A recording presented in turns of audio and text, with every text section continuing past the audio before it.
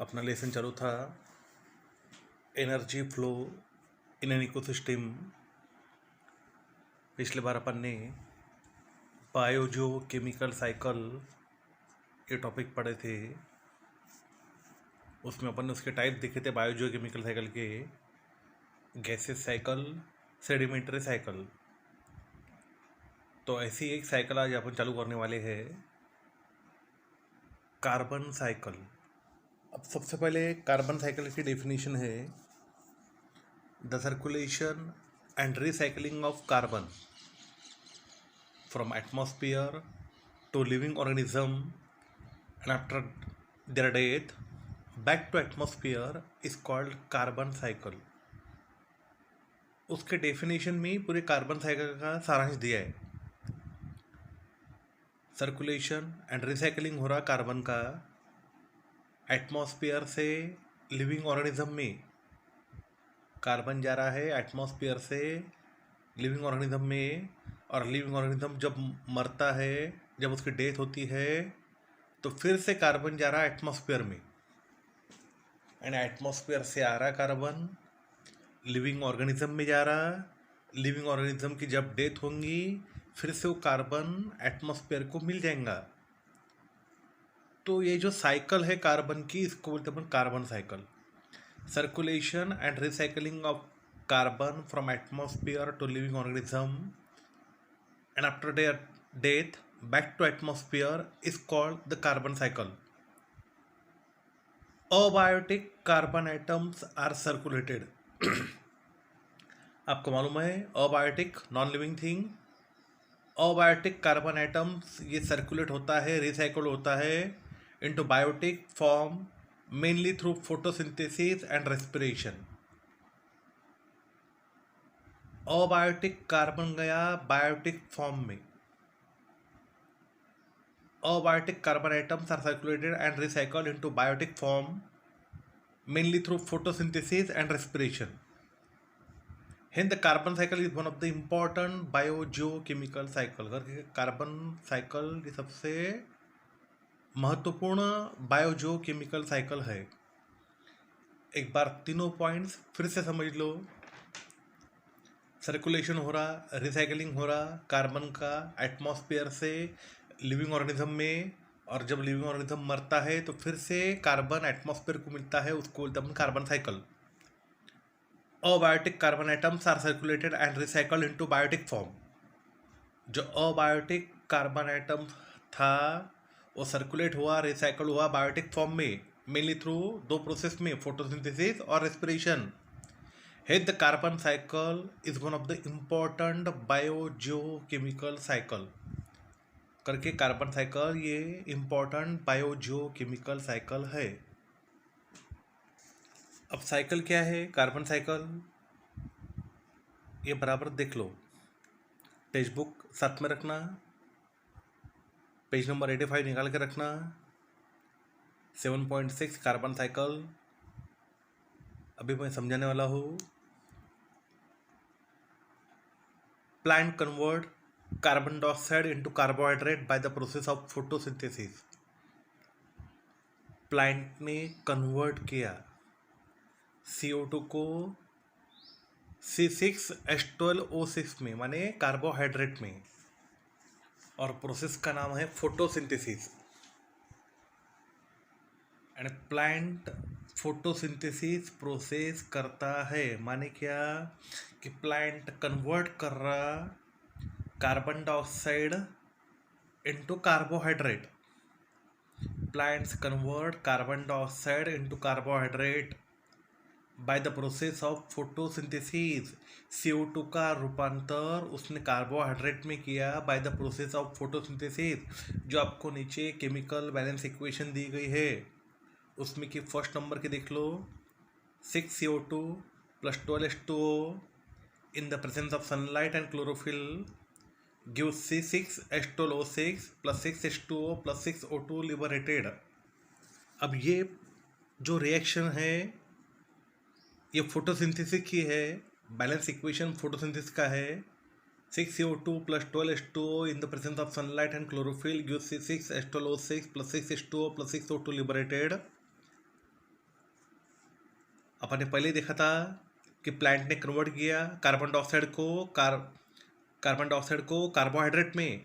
Carbon dioxide माने CO2, carbohydrate माने C6H12O6, और फोटोसिंथेसिस प्रोसेस में ऑक्सीजन बाहर निकला 6O2। केमिकल इक्वेशन में सबसे आखिर में देख लो 6O2 लिबरेटेड ऐसे दिया हुआ है, जो ऑक्सीजन अपन यूज़ करते हैं रेस्पिरेशन के लिए। और जो नीचे की स्टेप है, नीचे का बैलेंस इक्वेशन है, वो रेस्पिरेशन का है। अब रेस्पिरेशन प्रोसेस में फोटोसिंथेसिस के अपोजिट होता है। जैसा फोटोसिंथेसिस में कार्बन डाइऑक्साइड का रूपांतर हुआ कार्बोहाइड्रेट में, तो इसमें कार्बोहाइड्रेट का रूपांतर होगा कार्बन डाइऑक्साइड में। C6H12O6 plus 6O2, the entire process takes place in mitochondria, gives 6CO2 liberated plus 6H2O plus energy in the form of ATP, adenosine triphosphate, ATP। यानी कार्बोहाइड्रेट का रूपांतर CO2 में हुआ। पहले फोटोसिंथेसिस की रिएक्शन, उसमें CO2 का रूपांतर हुआ कार्बोहाइड्रेट में, माने C6H12O6, ऑक्सीजन बाहर निकला, 6O2 बाहर निकला। बाद में नीचे की रेस्पिरेशन, C6H12O6 माने कार्बोहाइड्रेट, अपन ऑक्सीजन यूज करते हैं माने 6O2। The entire process take place in mitochondria, give 6CO2 liberated, अपन CO2 एक्सपेल करते हैं यानी बाहर छोड़ते हैं, plus 6H2O plus energy in the form of ATP। तो ये दोनों रिएक्शन फोटोसिंथेसिस के ऊपर की है, नीचे की रेस्पिरेशन की है। वो बिल्कुल याद से लर्न करना, ये आपको 10th में भी है, 11th में भी है, 12th में भी है। ऊपर की फोटोसिंथेसिस की केमिकल इक्वेशन और नीचे का रेस्पिरेशन का बैलेंस इक्वेशन है। अब फिर से अपन साइकिल की तरफ आएंगे। प्लांट ने कन्वर्ट किया CO2 into carbohydrate by the process of photosynthesis. Plant ने कन्वर्ट किया कार्बन डाइऑक्साइड का कार्बोहाइड्रेट में, प्रोसेस का नाम फोटोसिंथेसिस, जो रिएक्शन अभी अपन ने देखी है। Similarly they produce carbon compound like protein and fat too. They produce carbon compound like protein and fat too। यानी और क्या तैयार होता है उसमें, कार्बन कंपाउंड तैयार होते हैं, कौन से, प्रोटीन और फैट। हर्बीवर फीड अपॉन प्लांट्स, जो शाकाहारी प्राणी रहते हैं वो प्लांट्स कंज्यूम करते हैं, प्लांट्स को खाते हैं। कार्निवर फीड अपॉन हर्बीवर, कार्निवर माने प्राइमरी कंज्यूमर को खाया सेकेंडरी कंज्यूमर ने, उसको बोलते हैं अपन कार्निवर फीड अपॉन हर्बीवर।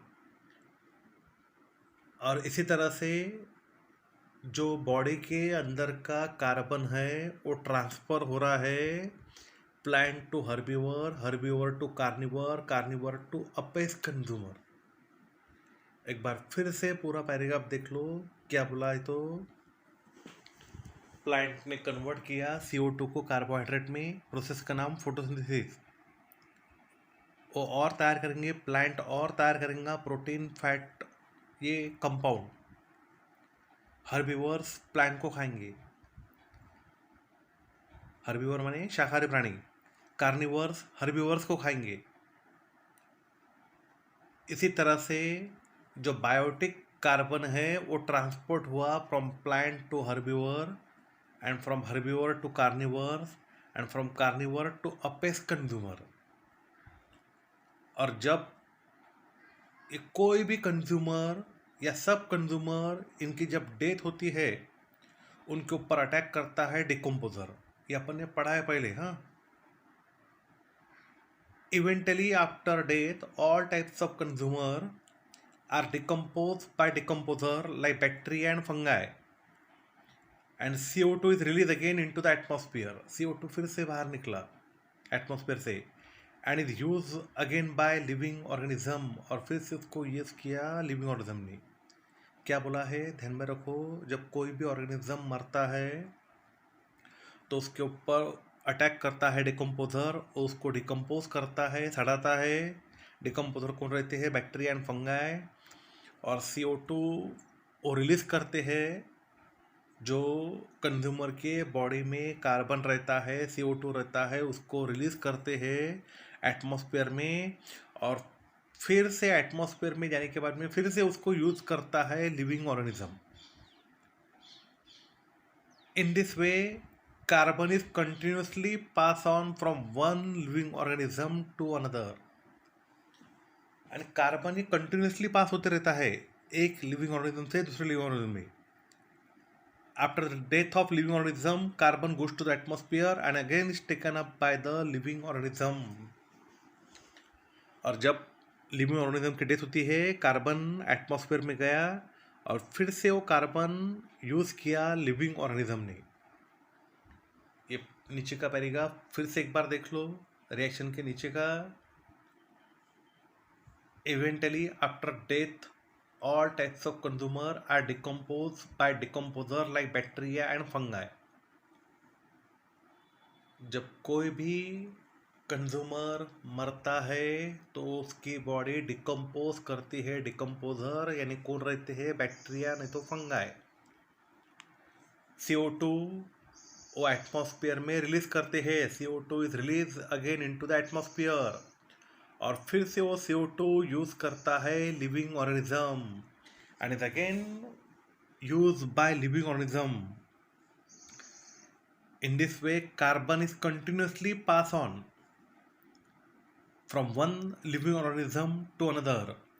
कार्बन ये कंटिन्यूसली पास होते रहता है एक लिविंग ऑर्गेनिज्म से दूसरे में, और जब कोई भी ऑर्गेनिज्म की डेथ होती है, carbon goes to the atmosphere, carbon atmosphere में जाएगा और उसको फिर से लिविंग ऑर्गेनिज्म ले लेगा and is again taken up by living organism. अभी जो पूरा कार्बन साइकिल है, द सर्कुलेशन से लेके तो रिएक्शन के नीचे का लिविंग ऑर्गेनिज्म तक जो पैसेज है, and again taken up by living organism, and starting से लेके तो taken up by living organism तक। ये आंसर है क्वेश्चन नंबर 4A का। और जो डायग्राम दिख रही है अभी वीडियो में आपके सामने, वो डायग्राम ड्रॉ करना आपने, बराबर ध्यान में रखना। और ये डायग्राम आपके नोटबुक में निकाल लेना।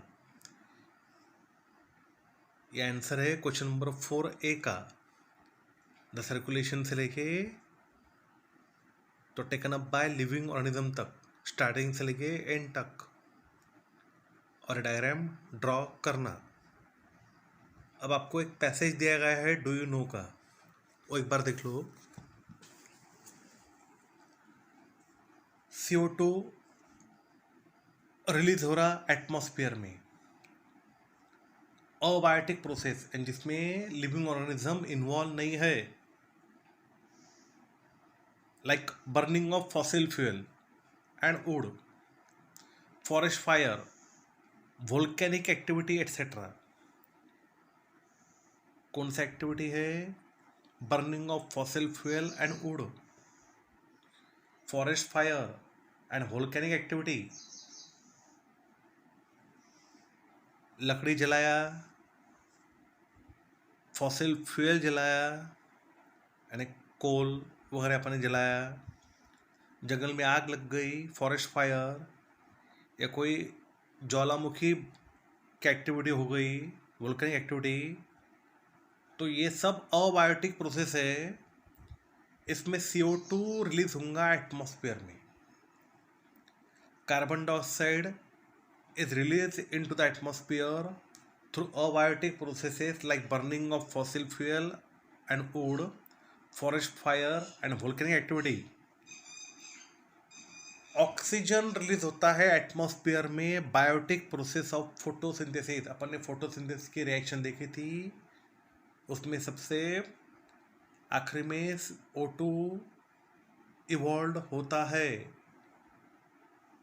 Oxygen is released into the atmosphere by the biotic process of photosynthesis and CO2 through respiration.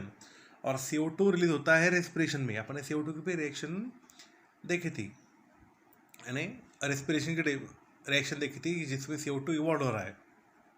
एक बार फिर से, ऑक्सीजन इवॉल्व करेगा फोटोसिंथेसिस प्रोसेस, CO2 इवॉल्व करेगा respiration process. The equilibrium of oxygen and CO2 gases in the atmosphere is maintained by plant. और जो balance है O2 और CO2 का एटमॉस्फेयर में, उसको मेंटेन करेगा plant. The equilibrium of O2 and CO2 gases in the atmosphere is maintained by the plant. 3 point है, 3 point फिर से बता रहा हूँ. CO2 रिलीज होता है एटमॉस्फेयर में अबायोटिक प्रोसेस से. अबायोटिक प्रोसेस कौन से बोले अपन ने? Burning of fossil fuel and wood, forest fire and volcanic activity. Oxygen is release into the atmosphere by the biotic process of photosynthesis. Oxygen release होता है फोटोसिंथेसिस प्रोसेस से. And CO2 release होता है रेस्पिरेशन प्रोसेस से. और जो equilibrium है O2 का और CO2 का एटमॉस्फेयर में, उसको मेंटेन करता है plant. The equilibrium of oxygen and CO2 gases in the atmosphere is maintained by the plant. अब यहाँ पे कार्बन साइकिल खत्म हो गई है. अब चलो तो next process, oxygen cycle. Oxygen cycle forms और oxygen form 21% of the atmosphere. CO2 रहेगा एटमॉस्फेयर में 0.03%, तो ऑक्सीजन रहेगा 21%. एटमॉस्फेयर में ऑक्सीजन रहता है 21%. ऑक्सीजन प्रेजेंट है हाइड्रोस्फीयर में और लिथोस्फीयर में. हाइड्रोस्फीयर माने नदी, तालाब, क्लाउड. ये जो पिछली बार अपन ने देखा था हाइड्रोस्फीयर की definition, it is the part of planet that is made of water. कि प्लैनेट का ऐसा पार्ट कि जो पानी से बना है, उसको बोलते अपन हाइड्रोस्फीयर. And lithosphere. लिथोस्फीयर पिछले बार अपन ने डेफिनेशन देखी थी, it is the solid outer part of the earth. Solid outer part of the earth, उसको बोलते अपन लिथोस्फीयर. ऑक्सीजन मिलता है एटमॉस्फेयर में 21%. ऑक्सीजन प्रेजेंट है हाइड्रोस्फीयर में और लिथोस्फीयर में. Circulation and recycling of oxygen within the biosphere. Circulation and recycling of oxygen within the biosphere. Biosphere, the area of the planet where organisms live. Circulation and recycling of oxygen within the biosphere is called as oxygen cycle. Oxygen cycle भी carbon cycle जैसी abiotic और biotic component उसमें रहते हैं. This cycle too include both biotic and abiotic components. Oxygen is continuously produced as well as used up in the atmosphere. Oxygen ये तैयार होते रहता है कंटिन्यूसली, और उसको कंटिन्यूसली यूजअप भी करते हैं एटमॉस्फेयर में. एक बार फिर से पूरा पैराग्राफ देख लो ऑक्सीजन साइकिल का. Oxygen form 21% of the atmosphere. It also present in the hydrosphere and lithosphere. बाद में डेफिनेशन आई, circulation and recycling of oxygen within the biosphere is called as oxygen cycle. इसमें भी biotic और abiotic components रहते हैं. Oxygen is continuously produce as well as use up in the atmosphere. ये जो बाजू में आपको 7.7 में डायग्राम दी है, वो एक बार देख लो. आपके लेफ्ट साइड में प्लांट प्रोड्यूस ऑक्सीजन, यानी प्लांट ने ऑक्सीजन प्रोड्यूस किया. डायग्राम देख लो बराबर, पेज नंबर 86 7.7 की. प्लांट ने ऑक्सीजन प्रोड्यूस किया. प्रोसेस का नाम फोटोसिंथेसिस. वो प्लांट माने हो गया प्रोड्यूसर, उसको खाया एनिमल ने, गाय दी है चार्ट में, वो हो गया हर्बीवर, हर्बीवर कंज्यूम प्रोड्यूसर।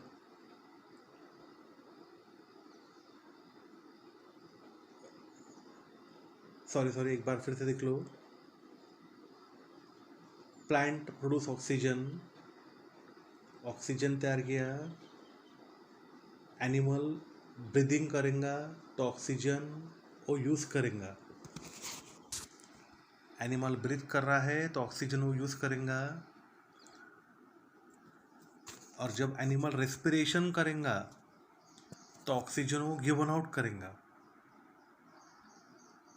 ब्रीदिंग के लिए, सांस लेने के लिए ऑक्सीजन कंज्यूम करेगा, ऑक्सीजन लेगा, और जब सांस लेगा तो O2 लेगा और CO2 बाहर छोड़ेगा। CO2 को फिर से एक्सेप्ट किया प्लांट ने for the process of photosynthesis, फिर से वो ऑक्सीजन तैयार करेगा, फिर से ऑक्सीजन एनिमल ले लेगा फॉर ब्रीदिंग पर्पस, फिर से ऑक्सीजन लेगा, CO2 छोड़ देगा, CO2 again taken up by the green plant. तो ये कंटिन्यूस ऑक्सीजन कंटिन्यूसली तैयार होते रहता है और उसको यूजअप भी होता है एटमॉस्फेयर में। Oxygen is highly reactive and it readily react with other elements and compound. Oxygen बहुत रिएक्टिव रहता है और वो तुरंत एलिमेंट्स और कंपाउंड के साथ में रिएक्ट होता है। ऑक्सीजन अपने को वेरियस फॉर्म में मिलता है, ऑक्सीजन अपने को वेरियस अलग अलग फॉर्म में मिलता है, लाइक मॉलिक्यूलर ऑक्सीजन माने O2, वाटर उसमें भी ऑक्सीजन है H2O, कार्बन डाइऑक्साइड उसमें भी ऑक्सीजन है CO2, inorganic compound etcetera. The oxygen cycle of the biosphere is extremely complex.